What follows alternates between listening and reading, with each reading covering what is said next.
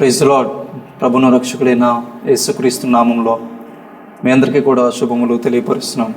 మరొక నూతన దినం, నూతన వాత్సల్యం, నూతన కృప దేవుడు మనకు అనుగ్రహించాడు. నిజంగా మనము ధన్యులము. ఈరోజు కూడా దేవుని యొక్క వాక్యాన్ని మనం విందాం. దావీదు జీవితం ద్వారా తన జీవిత దినములన్నీ ఎలా యథార్థంగా నడుస్తూ వచ్చాడో, తద్వారా ఏ విధంగా దేవుని యొక్క కృపను పొందుకుంటూ వచ్చాడు, అటువంటి దావీదుని గురించి దేవుడు ఏ విధంగా సాక్ష్యాన్ని తెలుపుతూ ఉన్నాడో కొన్ని విషయాలు మనం వినడానికి ప్రయత్నం చేద్దాం. మొదటి రాజుల గ్రంథం 15వ అధ్యాయం 4వ వచనం. దావీదు హిత్తీయుడైన ఊరియా సంగతి యందు తప్ప తన జీవిత దినములన్నీ యెహోవా దృష్టికి యథార్థముగా నడుచుకొనుచు యెహోవా అతనికిచ్చిన ఆజ్ఞలలో దేని విషయముందును తప్పిపోకుండెను. దేవుడు తన మాటను దీవించునుగాక. హిత్తీయుడైన ఊరియా విషయముందు తప్ప తన జీవిత దినములన్నీ యెహోవా దృష్టికి యథార్థముగా నడుచుకొనుచు. త్రూఅవుట్ హిస్ లైఫ్ ఈ maintained a life of integrity.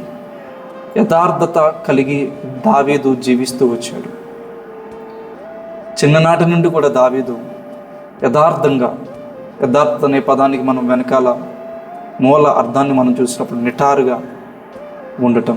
అన్నాడు దావీదు యథార్థంగా జీవిస్తూ వచ్చాడు. చిన్ననాటి సమయం నుంచి దావీదు గొర్రెల కాపరిగా ఉన్నప్పుడు కూడా యథార్థంగా తన యొక్క జీవితాన్ని మొదలుపెట్టాడు. యథార్థంగా జీవిస్తూ వచ్చాడు. David's early years a shepherd with a pure heart. స్వచ్ఛమైన హృదయంతో ఒక నిజమైన యథార్థమైన గొర్రెల కాపరిగా తన యొక్క తొలి దినాల్లో, బాల్య దినముల్లో దావీదు ఉన్నాడు. ఈ బాల్య దినముల్లో దావీదు యొక్క హృదయము ఎంతో యథార్థంగా ఉంది. దేవుడి మీదే తన యొక్క హృదయాన్ని లక్ష్యం పెట్టుకున్నాడు. తన అన్నలు చాలా బలాఢ్యులు, మంచి ఫిజికల్ అపియరెన్స్ కలిగిన వారు. ఎందుకంటే వారు ఆర్మీలో, మిలిటరీలో ఉన్నారు. సౌలుతో పాటు యుద్ధ భూమిలో వారు ఉన్నారు. అంటే వారు చాలా బలాఢ్యులని అర్థము. కానీ దావీదు మాత్రం సామాన్యమైన ఒక గొర్రెల కాపరిగా ఉన్నాడు. పైకి చూడడానికి దావీదు అంత బలాఢ్యుడిగా మనుషులకు కనబడకపోవచ్చు. కానీ దావీదు దేవుని మీదనే తన యొక్క హృదయాన్ని నిలుపుకుంటూ వచ్చాడు. ఇంకా తను ఎవరికి పెద్దగా తెలియలేనప్పుడు, ఇంకా ఫేమస్ కాలేనప్పుడు కూడా తన హృదయము దేవుని మీదనే ఉంది. అందరూ ఉన్నప్పుడు మన మనస్సు దేవుని మీద ఉన్నట్లుగా, ఎవరు లేనప్పుడు మన మనస్సు దేవుని మీద లేనట్లుగా ఒకవేళ కొంతమంది జీవిస్తారేమో. దావీదు ఇంకా ఫేమస్ కాకమునుపే, చిన్నప్పటి నుంచి, బాల్యము నుంచి తాను ఇంకా ఎవరికీ తెలియకముందే దేవుణ్ణి మెప్పించే బిడ్డగా, యథార్థంగా జీవించే వ్యక్తిగా తన హృదయము ఎంతో ఎంతో యథార్థంగా ఉంటూ వచ్చింది. అందుకే దావీదును దేవుడు కోరుకున్నాడు. మనుషులు లక్ష్యపెట్టు వాటిని యెహోవా లక్ష్యపెట్టుడు. పై రూపాన్ని మనుషులు లక్ష్య పెడతారు, నేను హృదయాన్ని లక్ష్య పెడతానని స్పష్టంగా ఆనాడు సమూయేలుతో దేవుడు చెప్పాడు. అందుకే ఆనాడు దేవుడు దావీదును ఎన్నుకున్నట్లుగా మనం చూస్తున్నాం. తను గొర్రెల కాపరిగా ఉన్నప్పుడు కూడా దావీదు ఎంతో క్లోజ్ రిలేషన్షిప్ కలిగి ఉన్నాడు దేవునితో. అందుకే 23 కీర్తనలు అంటాడు కదా, యెహోవా నా కాపరి, నాకు లేమి కలగదు. పచ్చిక గల చోట్ల ఆయన నన్ను పరుండు చేయుచున్నాడు. శాంతికరమైన జలముల యొద్దకు ఆయన నన్ను నడిపించుచున్నాడు. తన బాల్యకాలపు జీవితాన్ని మనం చూసినప్పుడు యథార్థంగా జీవిస్తూ వచ్చాడు. దేవుని మీదనే దావీదు యొక్క హృదయం ఉంది. నిజమే, మన యొక్క జీవితం కూడా ఇదే అనుకూలమైన సమయం, నేడే రక్షణ దినమని వాక్యం చెప్పినట్లుగా మన బాల్య దినములందే సృష్టికర్తను స్మరణకు తెచ్చుకోవాలి. ఒకవేళ బాల్య దినములు దాటికిపోతే ఇవే నీ యొక్క బాల్యకాలపు దినములని నీవు అనుకొని, నీవు యథార్థంగా నీ యొక్క హృదయాన్ని దేవుని మీద పెట్టుకొని దేవుని కొరకు నువ్వు జీవించినప్పుడు దావీదు వల్ల దేవుడు నిన్ను కూడా ఆశీర్వదిస్తాడు. మనుషులు చూస్తున్నా చూడకపోయినా, ఎవరు ఎదుట ఉన్నా ఎవరు ఎదుట లేకపోయినా, ఫేమస్ అయినా ఫేమస్ అవ్వకపోయినా, మనము దేవుడు చూస్తున్నాడన్న దృష్టితో మనం జీవించినప్పుడు దేవుడు మనతో కూడా నడుస్తాడు, మనల్ని ఆశీర్వదిస్తాడు. రెండోదిగా దావీదులో ఉన్న మరొక లక్షణం ఏంటంటే, నమ్మకంగా ఆ బాల్యకాలంలో తండ్రి యొక్క గొర్రెలను కాస్తూ ఉన్నాడు. నమ్మకంగా, ఎంతో నమ్మకంగా.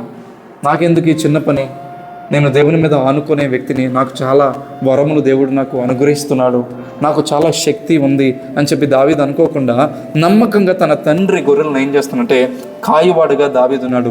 ఓపిక, సహనము, తెగువ కూడా దావీదు కలిగి ఉన్నాడు. ఆ యొక్క గొర్రె పిల్లలతో అడవిలో ఉంటూ ఉన్నప్పుడు, సింహములు, ఎలుగుబంట్లు వచ్చినప్పుడు దావీదు గొర్రె పిల్లల్ని కాపాడినట్లుగా అతని తెగువను మనము చూస్తూ ఉన్నాం.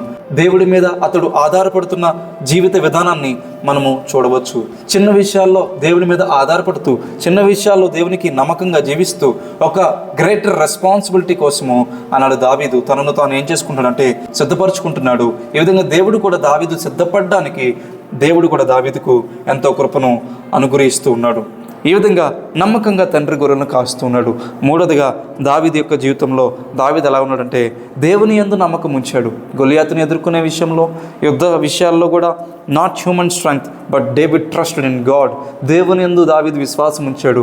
మనుషుల యొక్క బలమునందు దావీదు విశ్వాసం ఉంచలేదు, కానీ దేవుని యొక్క బలమునందు దావీదు విశ్వాసం ఉంచినట్లుగా మనము చూస్తూ ఉన్నాం.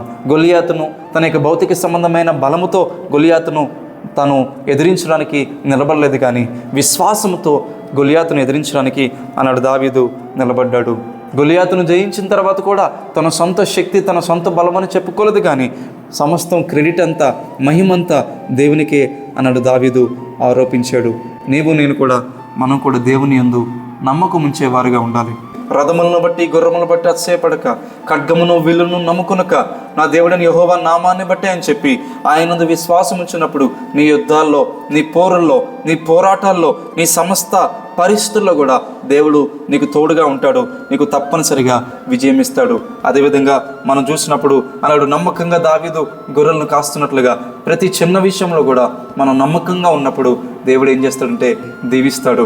ఆ చిన్న విషయంలో నమ్మకంగా ఎప్పుడైతే నీవు ఉంటావో ఒక పెద్ద పనిని, ఒక పెద్ద జాబ్ని, ఒక పెద్ద వ్యాపారాన్ని, ఒక పెద్ద పరిచర్యని, ఒక పెద్ద సేవను దేవుడు నీకు అప్పగిస్తాడు. కొంచెంలో నమ్మకంగా ఉన్నప్పుడు దేవుడు అనేకమైన వాటి మీద నియమిస్తాడు కదా అన్నాడు దావీదును కూడా. అలాగా కొంచెంలో నమ్మకంగా ఉన్నప్పుడు దేవుడు దావీదును దీవించాడు. ఈ విధంగా దావీదు ఈ 3 విషయాలు ఇప్పటి వరకు మనం చూసాం. ఎంతో యథార్థంగా ఉంటూ వచ్చాడు. చిన్ననాటి నుండి, బాల్యకాలం నుండి దావీదు హృదయము దేవుని మీదనే ఉంది. అదేవిధంగా ప్రతి చిన్న విషయంలో కూడా, తండ్రి గొర్రెలను కాస్తున్న విషయంలో కూడా దావీదు ఎంతో నమ్మకంగా ఉన్నాడు.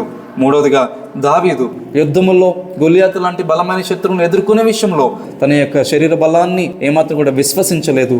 దేవుని యొక్క బలాన్ని విశ్వసించి దావీదు ముందుకు వెళ్ళాడు. నాలుగవదిగా మనం చూస్తే దావీదు ఫేమస్ అయిపోయాడు. గొలియాతును చంపిన తర్వాత ఫేమస్ అయిపోయిన తర్వాత ఎంతో పేరు, స్త్రీలు నాట్యమాడుతున్నారు. దావీదు 10,000 కొలది, సౌలు 1,000 కొలది. అంటే దావీదుకి ఎంతో పేరు వచ్చేసింది. Now David became famous. దావీదు ఎంతగానో ఫేమస్ అయిపోయాడు. ప్రజలందరికీ తెలిసిపోయింది దావీదు యొక్క గొప్పతనము, దావీదు ఎంతటి వాడు, దావీదుకి దేవుడు ఎలా తోడుగా ఉన్నాడు, దావీదు గొలియాతును ఎలా జయించాడో అందరికీ తెలిసిపోయింది. అయినప్పటికీ దావీదు ఎంత యథార్థంగా ఉన్నాడంటే ఇంకా తగ్గింపుతోనే ఉన్నాడు. He remained humble despite his success. అతడు సక్సెస్ సాధించినప్పటికీ ఇంకా తగ్గింపుతోనే ఉన్నాడు. చాలాసార్లు మనుషులు చేసే తప్పిదం ఏంటంటే వారు సక్సెస్ సాధించిన వెంటనే వారు కొంచెము గర్వపడతా ఉంటారు. వెంటనే తమను తాము హెచ్చించుకుంటూ ఉంటారు. బైబిల్ చదివిస్తూ ఉంది, తనను తాను తగ్గించుకున్నవాడు హెచ్చింపబడును, తనను తాను హెచ్చించుకున్నవాడు తగ్గింపబడును అన్నాడు దావీదు. అన్ని విజయాలు సాధించిన తర్వాత కూడా తను తాను తగ్గించుకుంటూ వచ్చాడు. ఇంకా సౌలు దగ్గరే పరిచర్య చేస్తూ, సుబుద్ధి కలిగి పనిచేస్తూ ముందుకు వెళ్తూ వచ్చాడు. సౌలుకి దురాత్మ పట్టిన వెంటనే ఒక సితారా వాయిస్తూ వచ్చాడు. అదేంటి, నేను ఆల్రెడీ గొలియాతు లాంటి వారిని జయించేశాను, ఇంకా మరలా నేను సితారా పట్టుకుని ఏం వాయిస్తాను నీ ముందు, సౌలు రాజా అని చెప్పి సౌలు మీద, అతని రాజ్యం మీద ఏమాత్రం కూడా దావీదు తిరుగుబాటు చేయలేదు. సితారా వాయించమంటే సితారా వాయించాడు. సుబుద్ధి కలిగి ఎక్కడికి వెళ్ళి పని చేయమంటే పని చేశాడు. యుద్ధము చేయమంటే యుద్ధము చేశాడు. ఏమి సౌలు చెప్తే ఆ పనులన్నిటినీ దావీదు ఎంతో తగ్గింపుతో చేసినట్లుగా మనం చూస్తున్నాం అన్నాడు. ఇది దావీదు యొక్క యథార్థతకు సూచనగా మనకు కనిపిస్తూ ఉంది. నిజమే కదా, ఎంత యథార్థంగా దావీదు నడుస్తున్నాడు. మనం కూడా ఒక చిన్న సక్సెస్ రాగానే మనం కూడా మన యొక్క యథార్థతను ఎప్పుడు కూడా విడిచిపెట్టకూడదు. మనం తగ్గింపుతో మన యొక్క జీవితంలో మనం ముందుకు నడిచేవారుగా మనము ఉండాలి. సౌలు ఎంతగా అసూయపడి దావీదును చంపాలని చెప్పి అనుకున్నప్పుడు కూడా దావీదు ఏమాత్రం కూడా తిరిగి సౌలుకు హాని చేయలేదు. ఇది 5వ విషయం. అవకాశం ఉన్నప్పుడు కూడా దావీదుకి అవకాశం ఉంది సౌలుకి హాని చేయడానికి, సౌలును మట్టి కరిపించడానికి, సౌలును హతమార్చడానికి దావీదుకి అవకాశం ఉంది. 2 మార్లు అవకాశం వచ్చింది దావీదుకి. కానీ ఏమాత్రం కూడా యెహోవా అభిషేకించిన వాడిని నేను ఏమాత్రం కూడా ముట్టను, అలా ముట్టకూడదని చెప్పి దావీదు నిర్ణయించుకున్నాడు అన్నాడు. సౌలు కూడా ఎంతో ఆశ్చర్యపడ్డాడు. నువ్వు నాకంటే నీతిపరుడివి దావీదు నాయనా అని చెప్పి సౌలు కూడా దావీదు యొక్క యథార్థతను గుర్తించాడు. దీన్ని బట్టి మనం అర్థం చేసుకోవచ్చు దేవుని యొక్క అధికారం మీద, దేవుని యొక్క సేవకుల మీద దావీదుకున్న ఆ యొక్క డీప్ రెస్పెక్ట్, ఆ యొక్క లోతైన గౌరవము ఎటువంటిదో మనం చూడవచ్చు.